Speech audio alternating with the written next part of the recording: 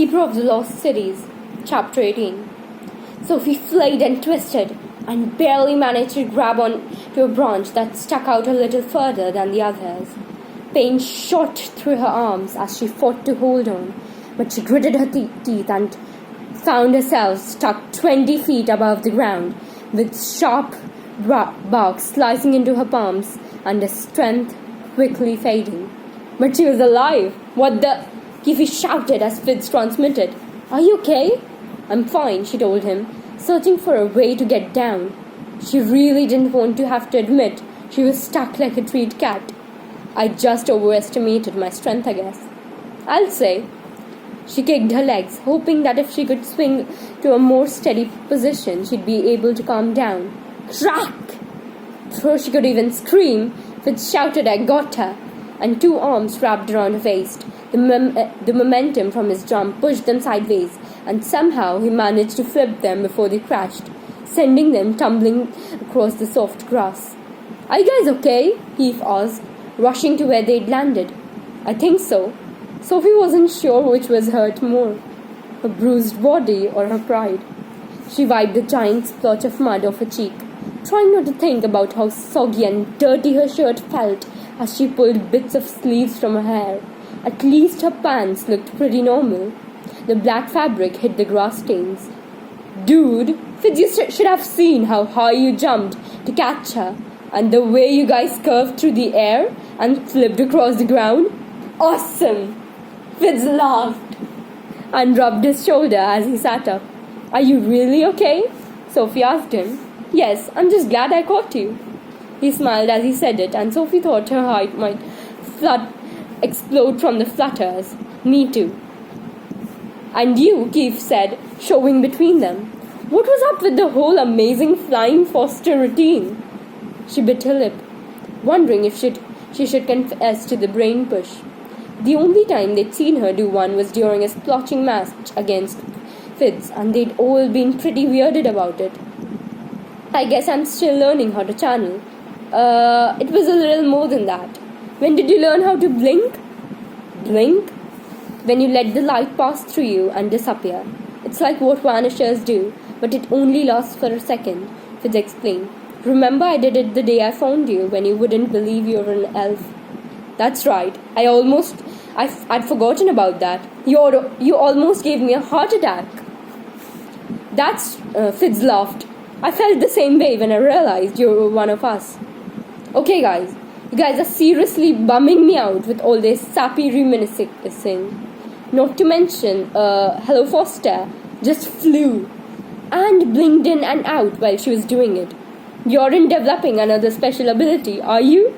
Seriously, save some for the rest of us.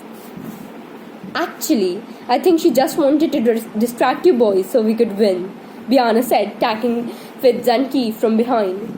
Keefe groaned. If that really was your plan, you guys are evil geniuses. It wasn't our plan, Sophie admitted. But the win still counts, Biana added. No way, I'm calling shenanigans. You couldn't be able to... You're bleeding, Fitz interrupted, lifting Sophie's hand and examining her palm. Thin streams of red dripped down her skin. These look pretty bad, Sophie. You should get them treated. I'm fine, she said, trying not to think about the blood or the fact that Fitz was technically holding her hand, since both things made her head spin way too fast. Really, it's not a big deal. We don't need to call Alden. Fitz grinned. Actually, I was thinking we could just ask my mom. She always keeps some basic first aid in the house just to be safe. Oh, she mumbled, feeling her face flame. Keefe snorted. Only Foster has a physician on standby. This might tingle a bit, Della told Sophie as she smeared a bright orange salve along both of her palms. Sophie tried not to flinch as the cream sank into her skin, zinging like tiny jolts of electricity. Fitz, Keefe and Biana were watching her, and she didn't want them seeing how squeamish she still was about medical things, especially since elven medicines didn't use things like needles or machines like humans did. That should do it. Della wiped the sticky orange goo away, revealing soft, scrape-free skin. And I have something that will help with the bruising too. She tossed her chocolate brown hair and stood, her aquamarine gown shimmering with the movement. No matter how many times Sophie had seen her, she couldn't help staring at Della. There was something unreal about the beauty of her white cobalt blue eyes and her heart-shaped lips, though it might have also had something to do with the way Della disappeared and reappeared with every step she took. She didn't realize she did it. Vanishers rarely did, but even after almost a year, it still made Sophie wonder if her eyes were playing tricks on her. Was that what she'd look like as she was blinking? The crystal walls of Everglen were cut like prisms, shooting streaks of color in every direction as Della crossed the room. She removed 2 round green vials from the drawer of a small apothecary cabinet and handed one to Sophie and one to Fitz. When she returned, "This will ease any aches from the fall." The label said "Achy Break," and it had the Slurps and Burps logo.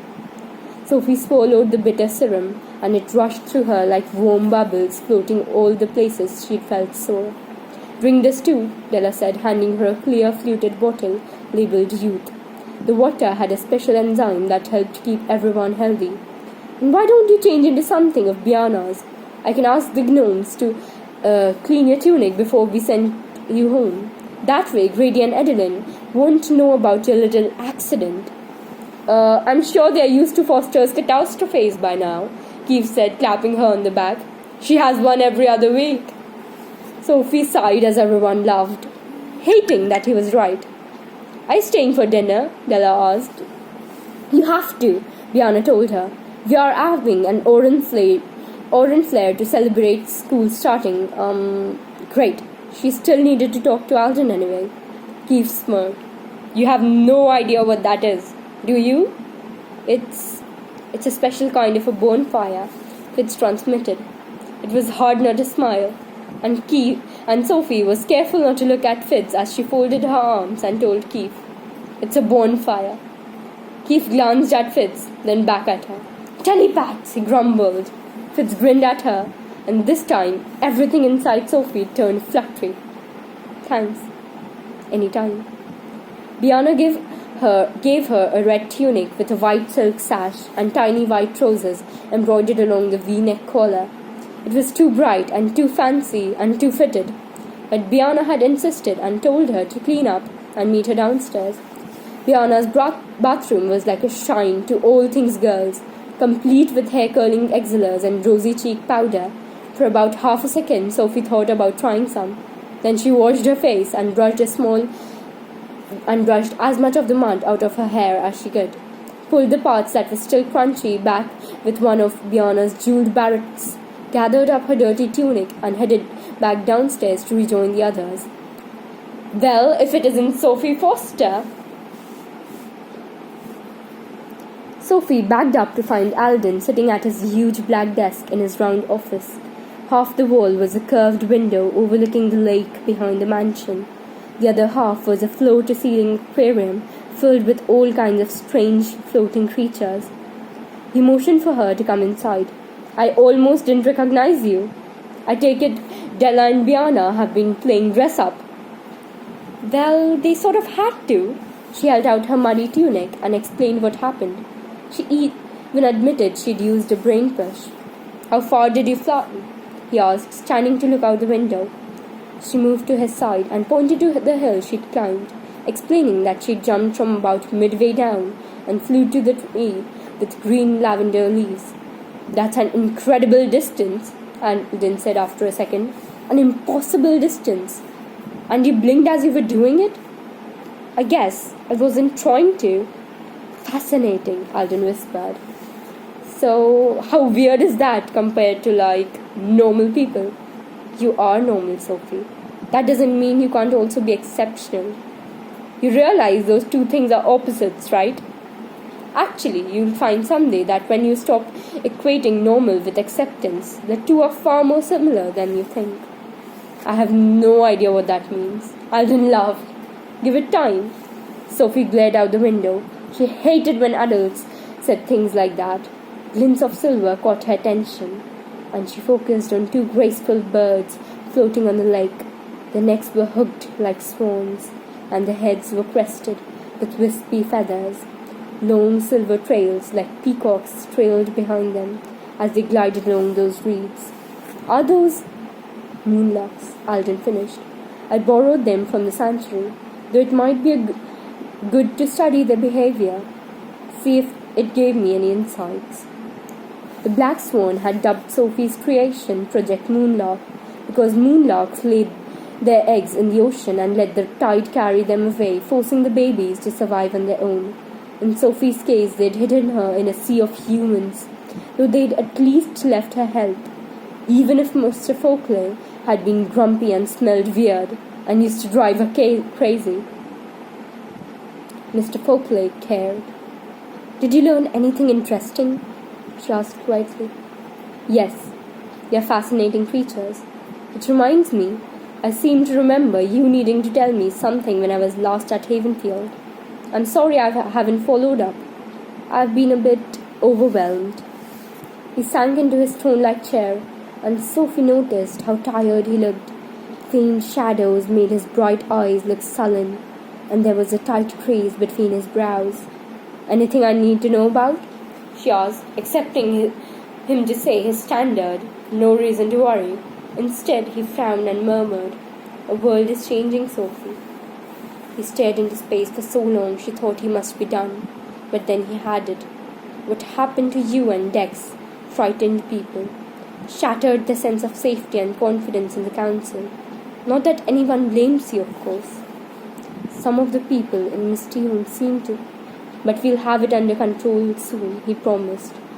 Sylvie is a wonderful symbol of hope, and the council is planning a huge celebration for when we move her to the sanctuary.